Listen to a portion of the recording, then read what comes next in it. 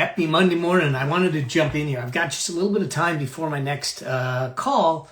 I wanted to jump in here to talk about something that might be hitting some people. But let me make sure that we are live and in charge and all that. As you're jumping in, do me a favor, let me know that you can hear me. Say hello. Tell me where you're coming from. I don't know what it is with my voice. Looks like we've got this. As you're jumping in. All right. I'm coming through loud and clear. So good to hear. So here's the deal. I wanted to have a conversation because I just had a question come in. Now, hopefully you know that Evan Carmichael is in the house, man. How you doing, buddy? So I wanted to just talk about something in the sense that questions are coming in from the Affluent Entrepreneur Show. Those of you that are following and listening and viewing the Affluent Entrepreneur Show, first off, thank you so much. And second, if you haven't done so, do me a favor, leave a review, say hello. One of the things that I do is I read the reviews on air. When I read the reviews on air, you automatically get a one-on-one laser coaching session with me. So we'll talk money, we'll talk wealth, we'll talk business, we'll talk whatever you need to see that how I can help to move you forward, move the needle for you. So that's one. Two, it really is about answering your questions. It's about moving you forward and moving your financial future forward and making that happen. So one of the things that I do is answer questions. So if you have questions, also ping me with the questions, DM me with the questions, send me a comment with the questions. Just like today's live, I'll either bring it on an episode, and this one I'll probably bring on an episode at some point, but I wanted to do this live because I got the feeling from the question and the way it was worded that this was something that was more time sensitive, that they needed the advice. And the one thing I want to do is make sure that I'm here for you to support you in this process. So the question that came up, Nick from New York City, how are you doing, my friend? Good to see you. So the question that came in and said was from someone in Seattle. I am going to be in Seattle actually tomorrow, and that's a long story. I need to figure out how to get a passport before Saturday, and I have to fly to Seattle to do it. But that's a story for another time. Crazy stuff. But here's the thing. This question came and says, what's the best way to negotiate with my credit card companies or negotiate my debt? So I don't know enough information on this person, but I'm going to give you some general guidelines and everything. For those of you who know that I spend a lot of time in mediation and negotiation with deals and transactions and things like that. So there's some things to be aware of. But here's why I think this is important and timely. Because I think that in today's economy, in today's situation, there's a lot of people that maybe are in this situation saying, is there a way for me to reduce my monthly payments? Is there a way for me to reduce the things that are sucking the income and the savings out of our world? And I got to tell you, there is. As hard as it may seem, the first thing is for us to be willing to accept that maybe we're floundering a little bit, that maybe we're having a challenge a little bit. I remember back in college days. Now, in college back in my day, I don't know if they still do this, if they allow this. They shouldn't allow it. But in college in my day, these credit card vendors would be on campus, and you would walk through the student union, and then they're getting you credit cards. We didn't know what we were doing with credit. And so we'd get these credit cards, and we'd run up the balances because, we got free money. So we thought till the bill came in. And so those are the things that I think we need to start to realize is, one, let's just accept where we're at without beating ourselves up, without the remorse, without the blame, without any of that, because then we're open to learning and the lessons in doing that. Because you're not alone out there. If you have credit card balances, if you're dealing with credit card, I went and actually looked up some statistics. There are 61% of people cannot come up with $1,000. This is according to bankrate.com. Cannot come up with $1,000 to pay for an unexpected expense. So if you can't come up with $1,000, where are you going to come up with it? You're going to put it on a credit card. I get it. This is why in the Affluence Blueprint, we talk about, hey, let's get a comfort fund in place. Let's get something in place so you have some room to breathe. And we say $1,500 or 1 month's expenses. Now, some people say, well, that's not a lot. Yeah, but it's more than what most people have, 61%. The other statistic, and it's the combination of these statistics that I think is alarming, is 47% carry a balance on their credit card. Now, that's according to Experian. 47% carry a balance on their credit card on an ongoing basis, and the average balance is over $5,300. So if I can't come up with $1,000 and I'm carrying a balance on my credit card, that is a challenge. And then there's another statistic that I'll give you, and that is, and then we'll jump into what do you do. 45% have zero in savings. So that combination, I think, of elements can lead to some bad financial situations, some bad financial decisions, and so I think it's really important for us to understand that. So once again, 45% no savings, 61% can't come up with $1,000, and 47% are carrying a balance of an average balance $5,300. So having said that, this starts to get you to understand the importance of this. Now, whether you have credit card debts or not, there's some things to consider. If I wanted to negotiate with a credit card company or any collector, let's just lay some groundwork real quickly. One, if we're trying to get ourselves out of debt, the first thing that you need to do is stop digging. We need to stop digging. We need to stop the hemorrhaging. If you know that you're using the credit card to just get by, we're spending, hey there, Wendy, good to have you. We're spending tomorrow's dollars on today's life. It's a mistake, because tomorrow's going to come and there's not going to be, and so you're playing a time Ponzi scheme with your own debt. So we can't spend tomorrow's dollars for today's life. The fact is you can't even spend today's dollars for today's life. What you should be doing is spending yesterday's dollars for today's life, meaning that it's earned, it's in the bank, it's there.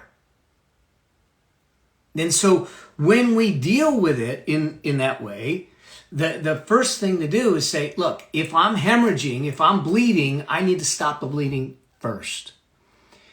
So that means that we need to look at your expenses and do some things to try and get you in parity, so you're not more expenses than income each and every month. Hey, Rosemary, how are you? So that's the first thing, because it doesn't help us to turn around and start, let me negotiate the debt on this side, but I'm going deeper in debt on the other side. That's like putting water in a bucket with holes. It doesn't really help. So the first things first is then to stop digging. The second is this. And I'm not going to talk about collections. I can do another episode or something on collections. But if you're in collections, there's some things to be aware of. If the debt is in collections, and I don't know if Tracy's debt is in collections, but the first thing is this, is that they're in a business transaction. They're going to make it feel really personal.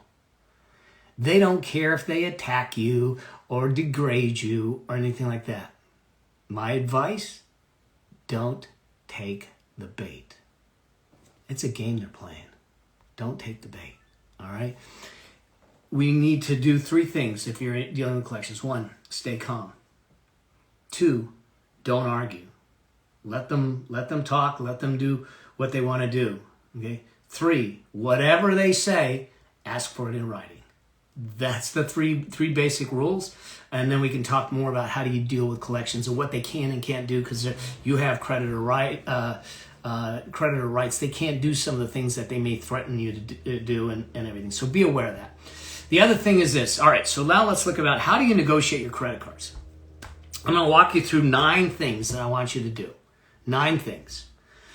The first is this, is know the actual amount. You'd be surprised that when I talk to someone one-on-one and they say, I want to negotiate my debt, and I go, how much is it? And they go, I don't even know.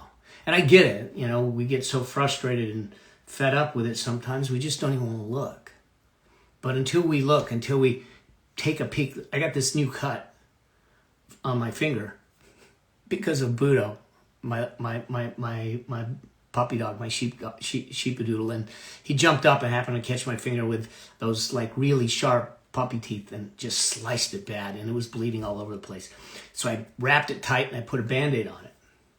And Stephanie, probably 4 hours later, said, how bad is it? I said, I don't know. I don't want to look. And sometimes we do that with our credit.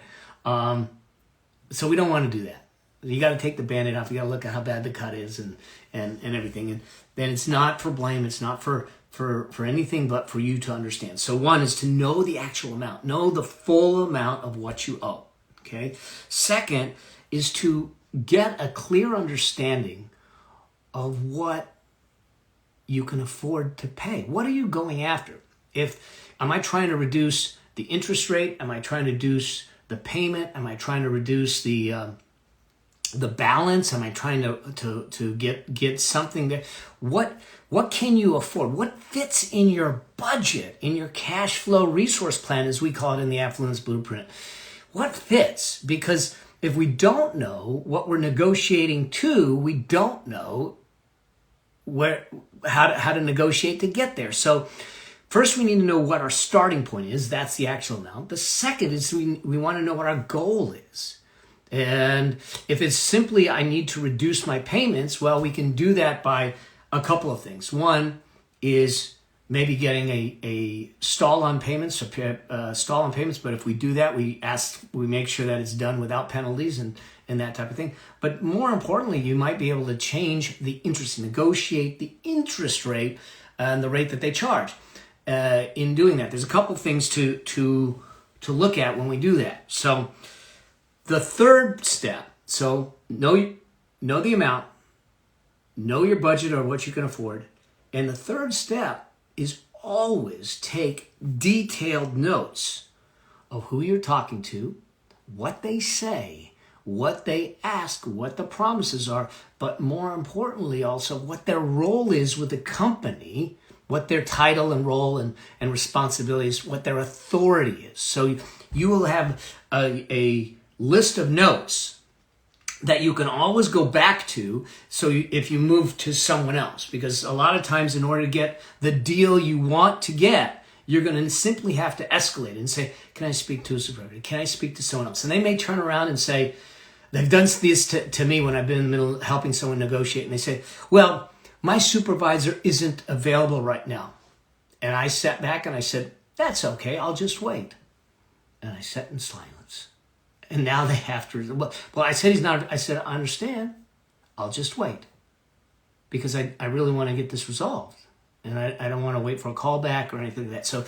So you can do things, and I would do it somewhat in a, it's not a demanding, if you come at it with a very demanding negative tone, they're going to resist you. I want you to come at it with more of a, hey, let's work together to make this. Too many times when I'm in negotiations, it's what can I get from you versus what can I get from the other person, and you're at opposite ends of the spectrum. You're against each other. You're in a duel. And if you go into a duel with negotiating, where it's what can I get from the other person and they have the same thing, you've already lost. The question is, how can you put you both on the same side of the table, looking down at the problem and say, how do we fix this? Because when we fix it together, we all win. Okay? And so the way you do that is not ask why questions, but ask how questions. How can we do this? How can we make this happen for you? Being curious about what their desires are. Now, a credit card company wants to get paid, but if you're in another type of negotiation, there's something that they need. Get curious about that. Okay, so that moves me then to number 4. Any correspondence you get from a collector, from a credit card company, or anything having to do with this, I want you to keep it, save it, and read it completely so it is clear. If it misstates anything that was discussed based upon your notes, you go back and make sure it's corrected. Okay? Number 5, understand what your story is. And story meaning the truth. Okay, what is your truth? What is it that you want to talk to them about and say, here's where I'm at? Like, for instance, it could be me when I was going through cancer. Listen, I got diagnosed with cancer. I got all these medical bills. And, you maybe use this stuff for negotiating medical bills just the same. And so here's what's going on. And I need help to try and make this work. And you just stick to your story. You don't have to give a ton more details. If the details aren't going to affect their decision, then there's no reason to give it. So be brief, but stick to your story. Number 6, know your APR, the annual percentage rate. What are they charging you? Because this is what you're going to negotiate against. If they're charging you 28%, I want you to do this. I want you to go bankrate.com, look for the rates on credit cards of the same caliber. Okay? Now, in order to do this, you also need to understand what your credit score is, because the rate you'll get on a credit card may be dependent upon the credit score. So number 8 in my list is to know your credit score. So if you know your credit score, go to bankrate.com, look at your credit score, and see what kind of rates they have. If your current credit card is at 28%, but based on your credit score, you could get a credit card at 12%, you tell them that. And say, Chase has a card that I could get for 12%. I want my rate dropped to 12%, please. Help me out. Okay? But you need to be prepared to go in. You just can't go flippantly. So you want to have all your ducks in a row. So know the APR. We said know your amount. Know your budget and what you can afford. Know your credit score. And look at the options in bankrate.com. So you know that. And that leads me to one last piece on this, and that is this. This is really important for those that are in collections, especially. Never, ever, ever, ever give anyone access to your bank account. Okay? Never, ever, ever, ever give anyone access to your bank account, especially a collector. Because if you give a collector access to your bank account and they say, we're only going to take the $200 out of there for what we agreed on, but they see that there's $1,500 in there and you owe $2,000, they're taking the whole $1,500. And there's nothing you can do about it. It becomes a real problem. So never, ever, ever, ever give anyone access to your bank account. Ever. It's a problem. So that's the thing that I want you to do. So Tracy, here's what I want you to do. I want you to sit down. First off, make sure that you stop digging. If you're going into debt on your credit card each and every month, then we need to figure out where the bleeding is. We need to stop the bleeding. Number 2, know the actual amount on the credit card you want to negotiate. Know what you can afford and where you want to negotiate to. Know what your APR is, what the interest rate is. Find out your credit score. Your credit score is going to be at freecreditreport.com.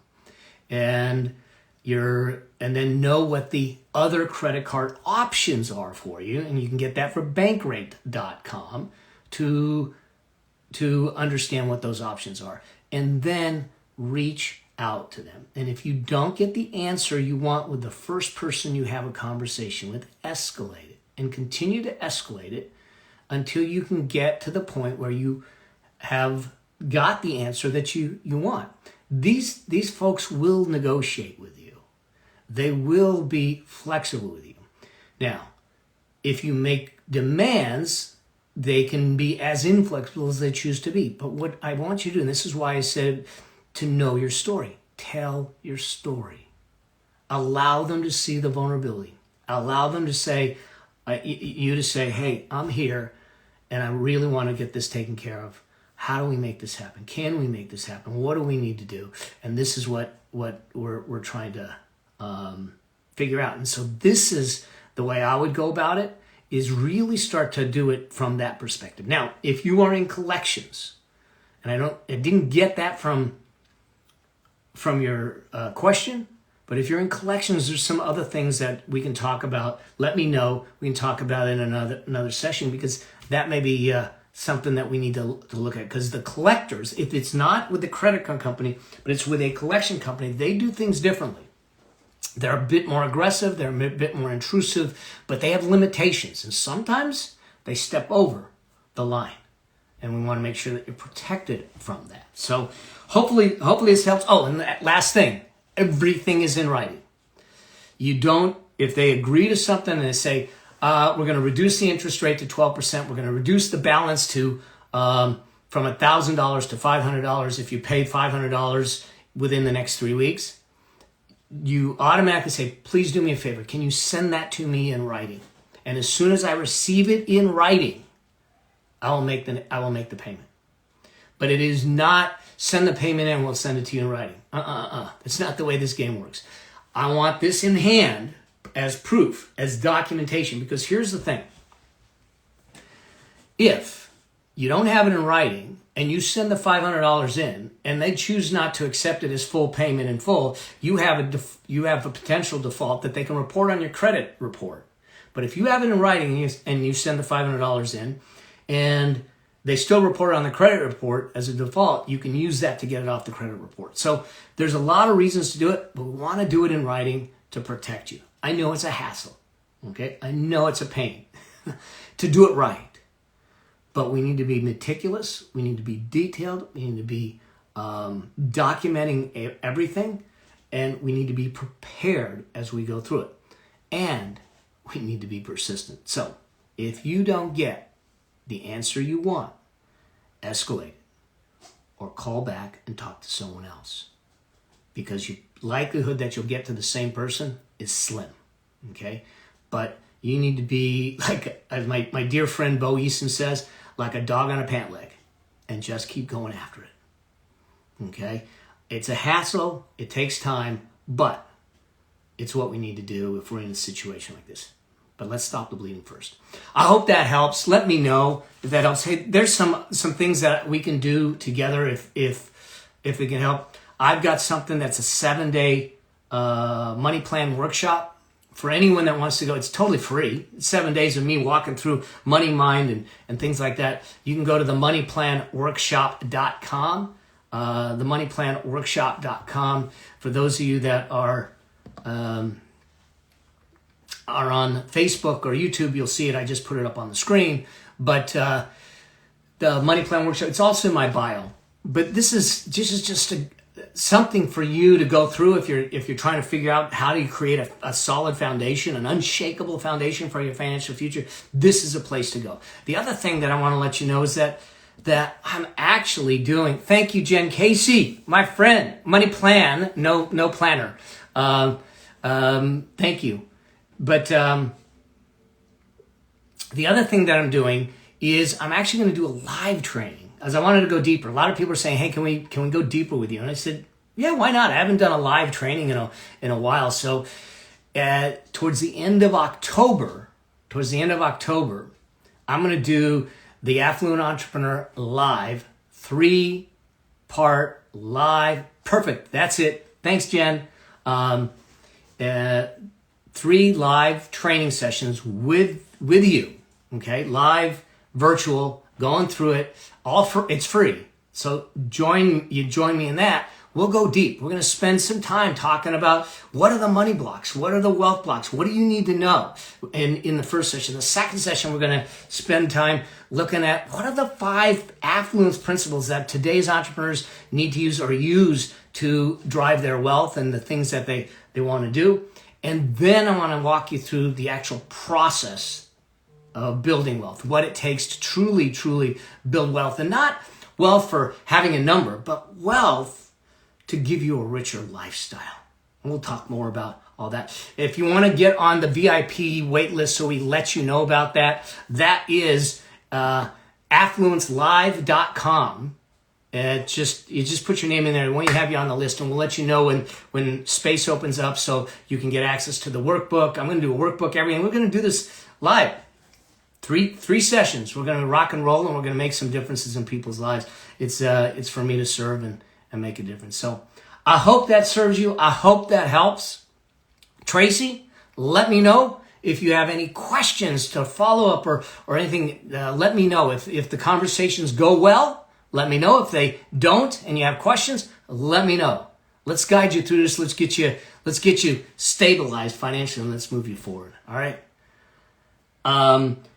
So that's it. That's all I got. I've got a call that's coming up in just a couple of minutes that I got to get ready for, but I wanted to jump in here real quick and say hello to all of you. Answer the question because I felt like it was time sensitive. Help you out. If you have questions, once again, if you have any questions, money, wealth, business, post them, DM me, ping me, do something, send it in regular mail, do something. You don't have to struggle alone. Think of me as your money mentor in your back pocket and helping you out, just like I've done with a lot of my clients and everything. So reach out to me and know that you're not alone. So I appreciate it, Jen. You are the best. Jared Prince, thank you. And if there's any other things, let me know. I'll be back, as Arnold would say, anything that comes up. So I'll be getting back in here regularly. I've got some travel. Like I said, I got to get up to Seattle tomorrow, but I'm going to go live tomorrow also from Seattle once I figure some things out. All right. Talk to you all soon. Blessed day. Have a good Monday. It's the beginning of a week. Go crush it. Go take control of it. Go make a difference. And remember, always, always live a life that outlives you. Cheers.